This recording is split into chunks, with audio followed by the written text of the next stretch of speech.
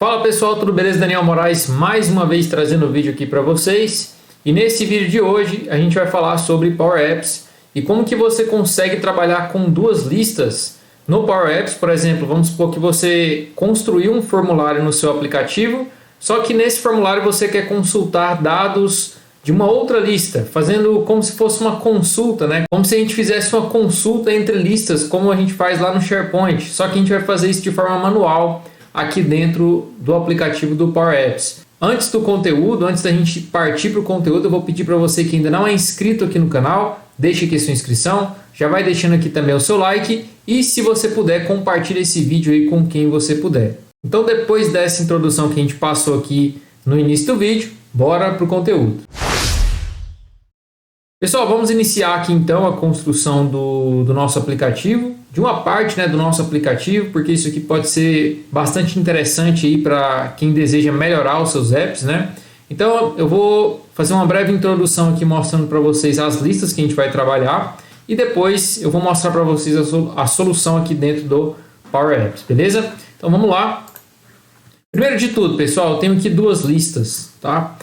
Uma lista, pessoal, que eu tenho, vamos dizer que é uma lista, é a nossa lista central, é onde a gente vai utilizar ela dentro do Power Apps para a gente incluir os nossos registros, né? Então vamos supor que a gente tem um formulário aqui no Power Apps que vai estar ligado com esta lista aqui de exemplo, tá? E aí todo o registro que a gente digitar aqui no nosso teclado, a gente submeter pelo botão de submit, a gente vai gravar aquele registro aqui dentro dessa lista. Só que aí o que acontece, né? Vamos supor que você tem uma outra lista onde você grava os dados de fornecedor. Aqui no exemplo aqui que eu vou mostrar para vocês, são dados de fornecedor. E cada fornecedor está ligado a um departamento. Para a gente fazer essa ligação entre fornecedor e departamento, vou mostrar aqui para vocês. Ó. Eu tenho aqui a minha lista de cadastros de fornecedor. E aqui eu tenho uma coluna para fornecedor e eu tenho o departamento mostrando, né, qual fornecedor que está ligado a determinado departamento. Então eu tenho aqui essa distinção. Por exemplo, o fornecedor 1 está ligado ao departamento de logística, o fornecedor 2 está ligado ao RH, o 3 a vendas, o 4 a logística, o 5 ao RH, o 6 aqui está ligado ao departamento de vendas. E o que eu quero fazer com isso aqui lá no meu aplicativo, né? Eu quero que quando eu selecione o departamento de logística, apareça para mim apenas os fornecedores 1 e 4. Quando eu selecionar o departamento de RH, eu quero apenas o fornecedor 2 e o 5 e assim por diante, tá? Então, fazer isso aqui dentro dessa lista principal, essa lista de exemplo aqui, por vezes pode ser complicado. Por quê? Porque às vezes você pode incluir aqui várias opções, né, um campo de opções, e aí você vai ter vários departamentos aqui. E aí você tem que... Como que você vai filtrar, né, os fornecedores por determinado departamento? Então, isso acaba ficando um pouco complicado. Então, uma solução legal para esse cenário aqui é você ter uma lista de apoio, né? Vamos dizer que essa aqui é uma lista satélite aí, né, dessa lista principal aqui. E a partir dessa lista a gente vai incluir esses campos, né, de fornecedor e departamento. Então, o que eu fiz aqui no exemplo, pessoal? Nessa lista principal, eu apenas adicionei duas colunas de texto, que são essas colunas aqui, ó. Coluna de departamento e coluna de fornecedor. Por que de texto? Porque toda a lógica, né, vai estar se baseando aqui nessa lista de cadastro de fornecedor. Então, toda a correspondência, né, de fornecedor e departamento já está sendo feita aqui nessa lista de cadastros. Eu não preciso fazer nada aqui nessa lista principal. A única coisa que eu preciso ter aqui nessa lista principal são os campos, né, de departamento e fornecedor para que eu possa gravar os meus registros aqui. Beleza, então vamos lá. Vamos partir aqui para a tela do Power Apps. Primeira coisa que eu vou fazer, pessoal, vai ser adicionar esse formulário aqui com os campos, né, relacionados a essas colunas que eu tenho aqui na minha lista principal. Então eu vou vir aqui, ó, adicionei um formulário, vou vir aqui na parte de edição, fontes de dados e vou selecionar a lista de exemplo. Aqui, pessoal, nesse exemplo eu já adicionei as minhas duas listas, tá bom? O que eu fiz para adicionar as listas? Vim aqui, ó, nessa parte aqui na lateral, vou mostrar para vocês. bem aqui, ó, nesse íconezinho de base de dados, tá? Cliquei aqui e depois eu vim aqui em adicionar dados, procurei aqui por SharePoint para achar o conector do SharePoint. Ele está aqui, tá? Eu seleciono ele, seleciono meu site e aí eu seleciono a lista ou biblioteca que eu quiser aqui dentro desse site, beleza? Simples isso. E aí o que eu fiz depois? Adicionei tanto a minha lista principal quanto a minha lista satélite aqui, que é a minha lista de cadastro de fornecedor, beleza? Não preciso fazer isso aqui de novo. Acabei de adicionar aqui o meu formulário, né, que vai preencher os meus registros lá na minha lista principal. Vou retirar aqui alguns campos que não me interessam nesse primeiro momento.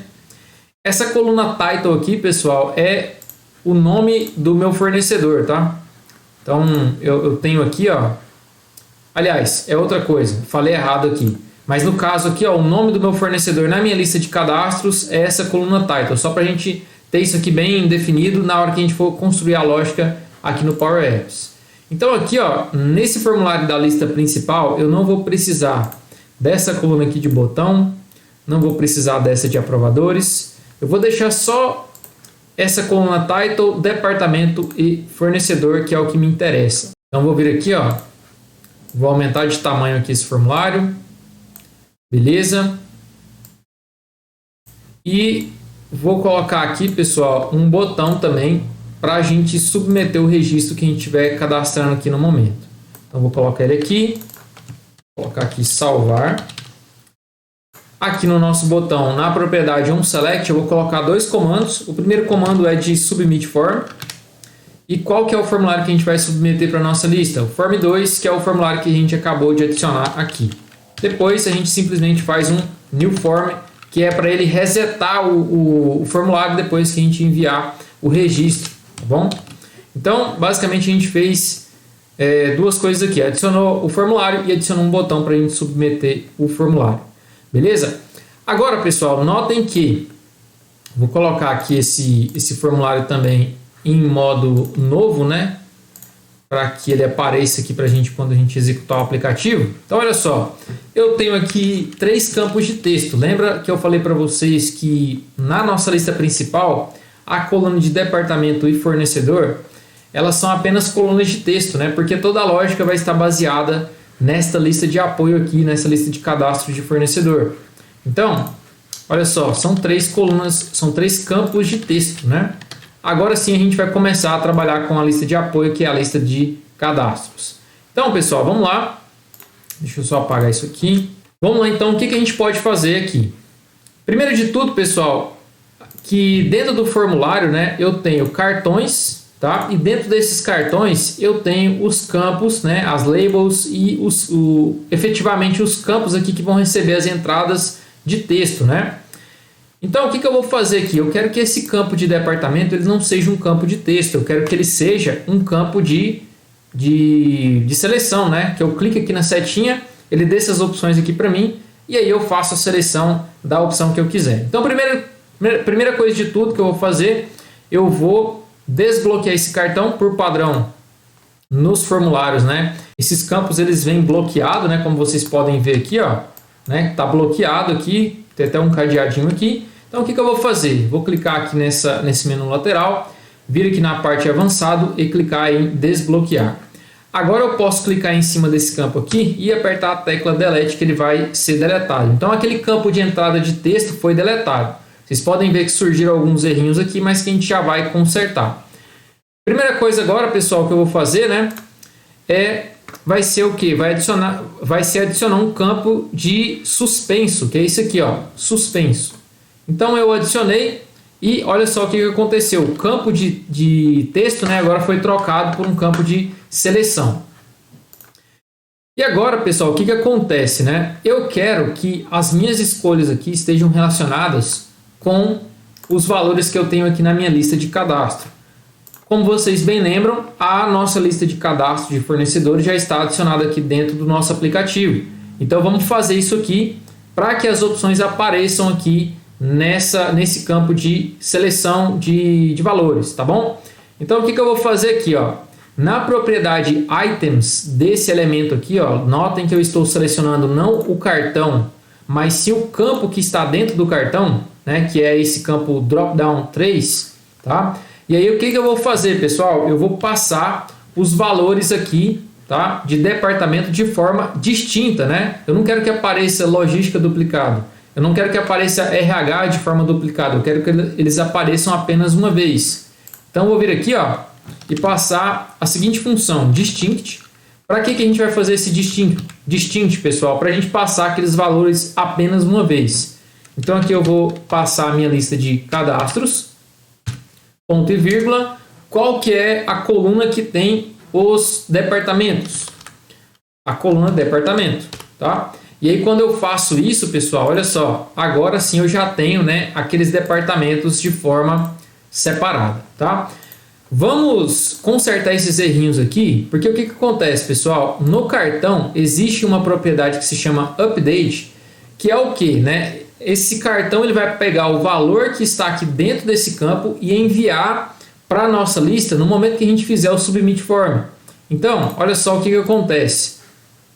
Aqui na propriedade update está com o nome do campo antigo, aquele campo que a gente apagou, tá? Então a gente vai pegar o nome desse campo aqui novo, que é dropdown 3, e vamos passar aqui para a propriedade update do cartão, tá bom? Então ao invés de datacardValue.text, a gente vai passar dropdown 3.selected.result. Que é o que, pessoal? É o valor que eu estou selecionando no momento, tá? Então, se eu selecionar a logística, ele vai pegar o resultado que eu estou selecionando aqui no momento e vai enviar para a nossa lista quando a gente submeter o registro. O outro errinho que aparece aqui, pessoal, é relacionado a tamanho, tá? Que é esse eixo Y aqui, é quando a gente redimensiona o cartão, tá? Então, o que eu vou fazer? Ao invés de ser Data Card Value 13, né? Eu vou estar passando aqui, ó, o dropdown 3, tá bom? E aí vai estar tudo certinho aqui, porque ele estava pegando o campo anterior, então agora ele pega o nome, né, do campo atual que eu tenho aqui. Beleza? Feito isso, pessoal, agora a gente vai passar para o campo do fornecedor. Campo do fornecedor, vamos realizar quase as mesmas operações que a gente fez aqui no campo de departamento. Eu vou desbloquear esse cartão, vou excluir esse campo de texto e vou adicionar um campo de suspenso. Deixa eu só redimensionar esse campo aqui. Campo redimensionado. Agora o que a gente vai fazer? Ao invés de ser esse drop-down sample aqui na propriedade items, né? Eu vou estar passando, pessoal, o nome aqui dos fornecedores, né? Notem que aqui está na coluna title, né? Então eu vou passar aqui as opções que eu tenho aqui. Só que, detalhe, né? Eu tenho que passar os fornecedores relacionados ao departamento. Então, novamente, se eu selecionar a logística, tem que aparecer apenas o fornecedor 1 e o fornecedor 4 lá no meu formulário. Beleza? Então, como que a gente vai fazer isso? Primeiro de tudo, né? Vou apagar esse drop-down sample aqui. Então, primeiro de tudo, vamos passar uma tabela filtrada, né? Para a gente estar selecionando. Então vamos utilizar a função filter. O que eu quero filtrar? Eu quero filtrar a minha lista cadastros, aonde departamento é igual ao valor que eu estou selecionando aqui, ó, no campo departamento. Então eu vou selecionar esse campo, vou pegar o nome dele aqui, ó, dropdown 3. Vou voltar aqui no meu campo de fornecedor. Eu quero filtrar a minha lista de cadastros, onde departamento é igual a dropdown 3.selected.result. Então, se eu selecionar a logística aqui, eu vou filtrar novamente eu vou filtrar a lista cadastros para apresentar apenas os fornecedores relacionados à logística, beleza? Feito isso, eu posso vir aqui na frente do filter, né? Na verdade, atrás do filter, e vou colocar a função distinct. O que eu quero trazer como distinct? Eu quero trazer a coluna title, que é onde eu tenho os nomes, né, dos meus fornecedores. Então vou vir aqui, ó, title. Beleza? Feito isso, eu posso até dar uma formatada aqui para entender melhor como que foi feita, né, essa função. Mas feito isso, pessoal, olha só. Se eu selecionar logística, apenas fornecedor 1 e 4.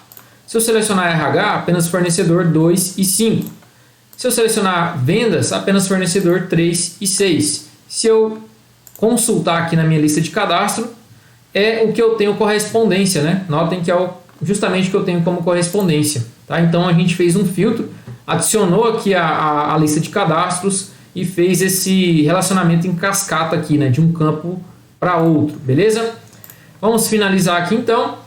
Aqui, pessoal, vamos só pegar o nome do campo aqui, que é Dropdown 4. Vamos atualizar aqui o campo, né, do cartão aqui da propriedade de update.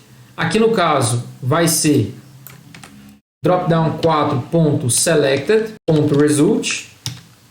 Beleza? E aqui, ó, na propriedade Y, a gente só vai substituir esse data card value que estava aqui. Beleza? Feito isso, pessoal, nosso formulário está ok, tudo tranquilo aqui para a gente trabalhar. Última coisa que eu vou fazer vai ser o seguinte: quando eu clico no formulário, eu tenho uma propriedade que se chama onFair. Aqui no onFair a gente pode colocar o seguinte, uma função que se chama notify.